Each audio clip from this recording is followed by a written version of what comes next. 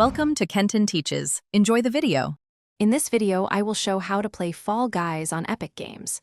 First, you'll need to get the Epic Games launcher. Head over to the official Epic Games website and download it for your computer. Once installed, open the launcher and either sign into your existing Epic Games account or create a brand new one. It only takes a few moments. After logging in, use the search bar at the top right to find Fall Guys. Once you've found Fall Guys in the store, click the Get button or Add to Library to claim the game. It's completely free to play. After adding it, navigate to your library within the launcher. Locate Fall Guys and click Install.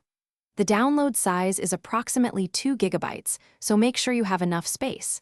The installation will begin automatically once the download is complete. With Fall Guys installed, it's time to play. Go to your Epic Games library and click on the Fall Guys icon to launch the game. It will connect to the game servers automatically. Once in the main menu, you'll see various options. To jump into a match, select Show Selector to browse different game modes, like solos or duos. Pick your favorite and get ready for some chaotic fun. For new players, mastering the controls is key.